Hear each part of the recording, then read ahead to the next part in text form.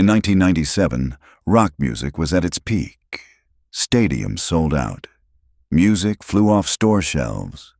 But among the biggest names of the decade was a singer almost no one remembers today. A man who mysteriously disappeared the same night the Phoenix Lights took place, one of the most mysterious events in human history. Dame was born in eastern Colorado in 1972. From a young age, he showed an unusual interest in music, teaching himself guitar while also experimenting with other band instruments whenever he had the chance. Family members recalled that he rarely went anywhere without a guitar nearby, often spending hours writing melodies instead of playing outside. His first taste of recognition came after placing second in a local talent show. Although he didn't win, it convinced him that music could become something more than just a hobby. By the age of 15, Dame and several close friends had formed a rock band known as the Wild Bunch.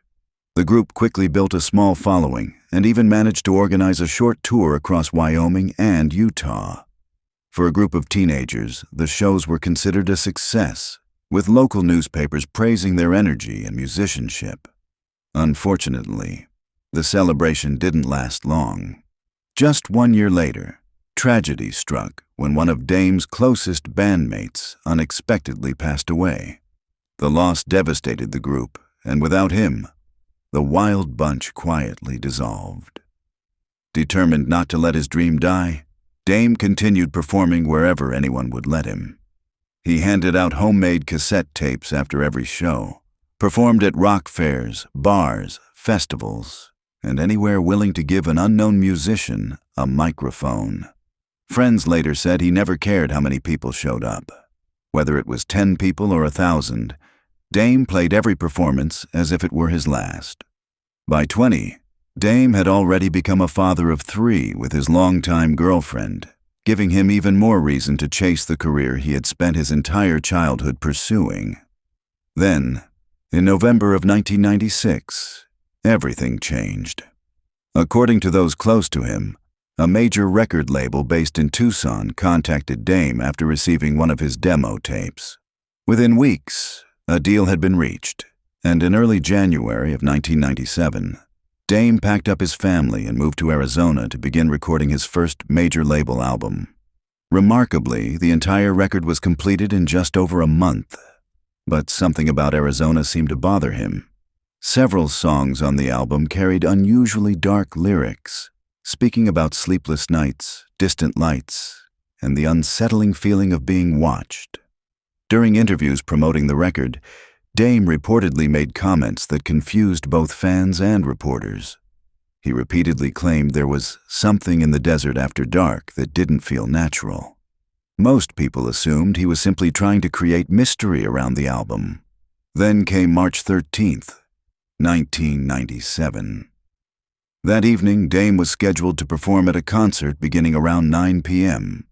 Witnesses said he left alone, driving toward the venue just after sunset. He never arrived. As concern grew, Dame's wife told investigators she had received a brief phone call from him sometime that evening. She later claimed he sounded frightened and unusually paranoid. According to her account, Dame kept looking over his shoulder as he spoke. Behind his voice, she could hear what sounded like a low-humming aircraft or some type of engine, unlike anything she recognized. Before she could ask what was happening, the call suddenly ended. No one ever heard from Dame again. His truck was never officially recovered, no confirmed sightings were ever verified, and despite countless rumors over the years, the case slowly faded into obscurity. Then, 15 years later, the mystery took an unexpected turn. In 2012, a man purchased the contents of an abandoned storage unit at auction. While sorting through old boxes, he reportedly discovered a small handheld voice recorder with Dame's name written on the back. Curious, he pressed play. He later claimed the recording began with several seconds of loud static before Dame's voice could be heard speaking in a calm but shaken tone. Strange background noises interrupted nearly every sentence, making much of the recording impossible to understand. According to the man, Dame repeatedly tried to explain what was happening the night of the disappearance, but interference overwhelmed most of the message before it abruptly ended. The recorder has never been publicly authenticated, and no complete copy has ever surfaced.